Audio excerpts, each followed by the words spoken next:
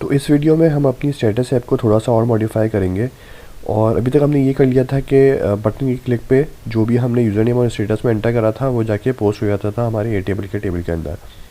तो अब हम ये करना चाह रहे हैं कि जो हमारे पास रिकॉर्ड्स वहाँ पे इंसर्ट हो चुके हैं वो भी हमारे पास ऐप में यहाँ नज़र आने लगे। तो उसके लिए हमने जो चीज़ें पहले करी हैं बिल्कुल हमारी कंट्री ऐप वगैरह के अंदर हम वही रिपीट करेंगे कि सबसे पहले हम यहाँ पे जो है वो एक कार्ड ले लेंगे।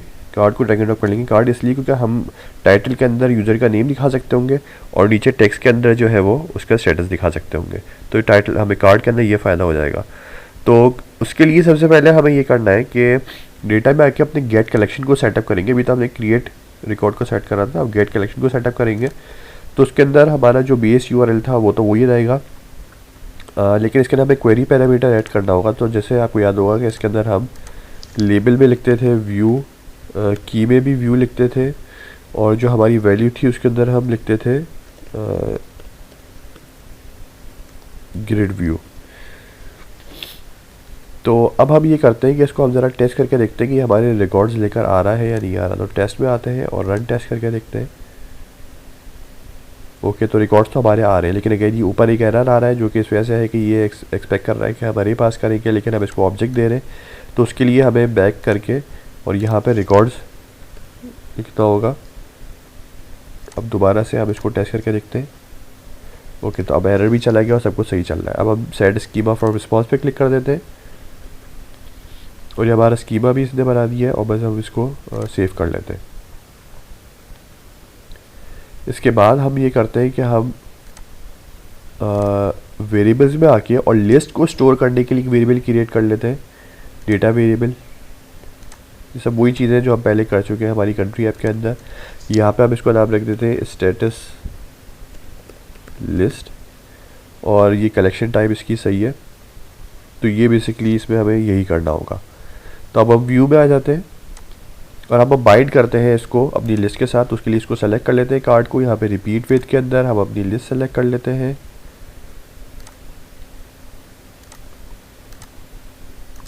तो ये रिपीट होना शुरू हो जाएगा और इसके टाइटल के अंदर बेसिकली हम सेट कर देते हैं अपनी डेटा आइटम इन रिपीट, जैसे हमने पहले भी करा है। यहाँ पे टाइटल में हम यूज़र नेम दिखाना चाह रहे हैं तो इसको हम यूज़र नेम सेलेक्ट कर देते हैं, सेव कर लेते हैं। और कंटेंट के अंदर हम स्टेटस दिखाना चाह रहे हैं तो इसको हम स्टेटस या मैसेज पे सेलेक्ट करके और सेव कर देते हैं। तो ये हमारी अब लिस्ट भी जो है वो नज़र आने लगेगी नीचे। तो हम इसको टेस्ट करने के लिए ये करते हैं कि इसको सेव कर देते हैं और इवेल्यूएटर में देखते हैं कि ओके, तो ये जो हमने यहाँ पे ए टेबल में सारे रिकॉर्ड्स क्रिएट करे थे यहाँ पे, वो अब हमारे ऐप में भी नज़र आ रहे हैं। मैं अगर कोई नया इसमें ऐड करूँगा, यहाँ से पहले मैं एक दो डिलीट कर देता हूँ ताकि आप देख लें कि डिलीट भी जो है वो सही काम कर रहा है। ये मैंने डिलीट कर दिए।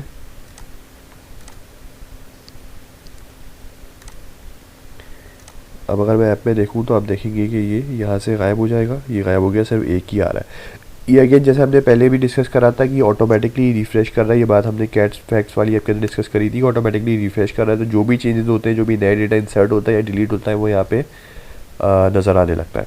तो अगर मैं यहाँ पे एक नया ऐड कर दूँ, एडम लिख दूँ और इधर हेलो लिख दूँ और पोस्ट कर दूँ, तो आप देखेंगे कि यहाँ पे नज़र आने लगा हमारे ए टेबल में, और अब रिफ्रेश होने के बाद इधर भी नज़र आने लगेगा। तो इस तरीके से आप अगर 2 लोगों के पास, ये 6 लोगों के पास इंस्टॉल हुई हुई है ऐप, तो सब एक दूसरे का इस तरीके से स्टेटस जो है वो देख सकते हैं। मैं कोई भी स्टेटस लेके अपलोड करूँगा, जिन लोगों के पास इंस्टॉल है उनके पास मेरा स्टेटस लिखा आने लगेगा, और जो वो लोग लिखेंगे वो मेरे पास नज़र आने लगेगा। ऐसे ही ऑटोमेटिकली रिफ्रेश होने लगेगा।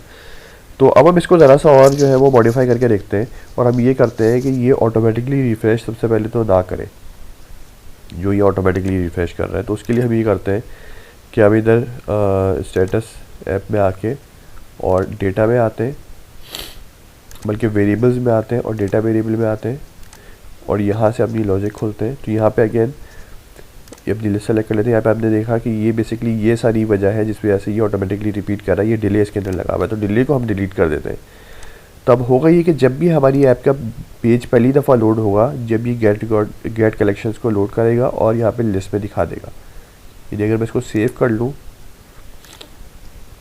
और बैक करके दोबारा से खोलूँ तो अब ये ऐप पहली दफ़ा जब लोड होगी तो ये लिस्ट यहाँ पे लोड हो जाएगी, लेकिन ये बार बार रिफ़्रेश नहीं होगी। तो ये एक सही चीज़ लगेगी कि पहली दफ़ा तो लोड हो जाए लेकिन रिफ़्रेश ना हो। तो रिफ़्रेश करने के लिए हम ये चाह रहे हैं कि जब भी हम कोई नया स्टेटस पोस्ट करें तो फिर जो है वो ये लिस्ट रिफ़्रेश हो जाए। हम इसको ऑटोमेटिक भी बिल्कुल रख सकते हैं, आपकी मर्ज़ी के ऊपर डिपेंड करता है, पर मैं एक चीज़ नई सिखाने के लिए ये करके दिखा रहा हूँ कि जब भी हम कोई नया स्टेटस पोस्ट करें तो ये साथ में इसको अपडेट भी कर दें लिस्ट को। तो उसके लिए हम वापस से अपने व्यू में आ जाते हैं, यहाँ पे अपने बटन को सेलेक्ट करते हैं और ये पार्ट है बेसिकली जो कि रिकॉर्ड क्रिएट कर रहा है। तो अब ये चाह रहे हैं कि जब भी रिकॉर्ड सक्सेसफुली क्रिएट हो जाए तब ये लिस्ट को जो है वो रिफ़्रेश कर दे, नई लिस्ट में से जो है वो लोड करे आइटम्स।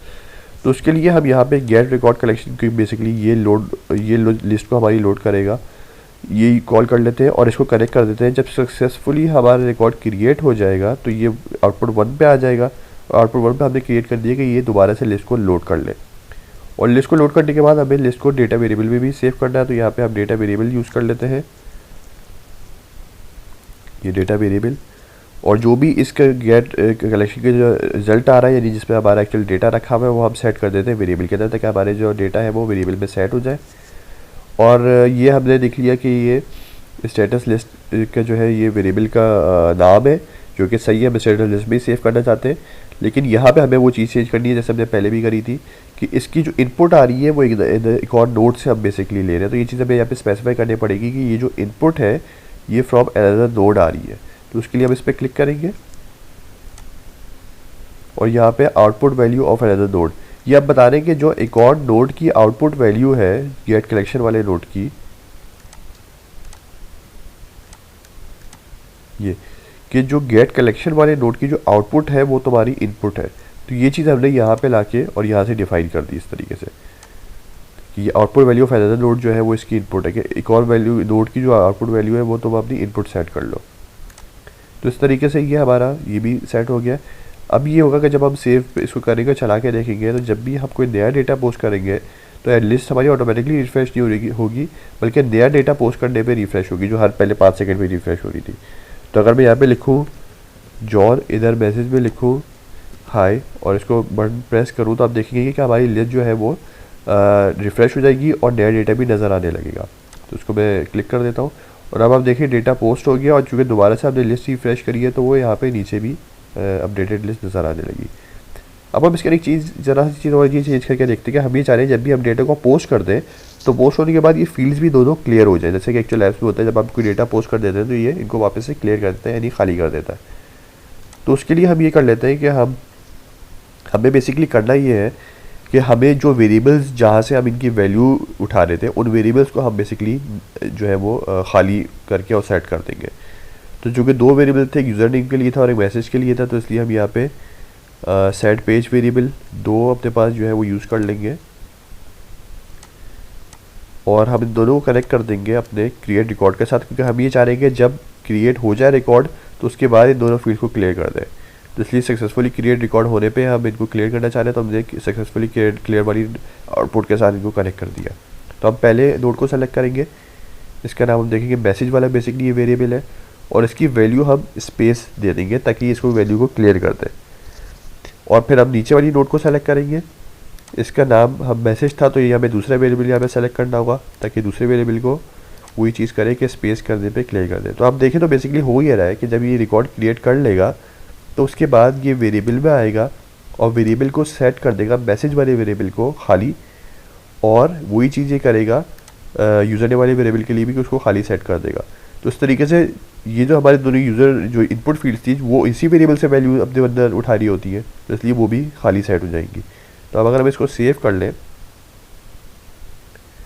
और अपनी ऐप में यहाँ पे आके हम एक नया जो है वो किसी नाम से हम ऐड करें तो आप देखेंगे कि लिस्ट भी हमारी रिफ्रेश हो जाएगी और ये दोनों फील्ड भी जो है वो खाली सेट हो जाएंगी। तो उसके लिए हम यहाँ पे जो है एक नया रिकॉर्ड ऐड कर लेते हैं, इसका नाम हम रख देते हैं टाइलर और नाम इसमें मैसेज में हम लिख देते हैं व्हाट इज़ योर नेम।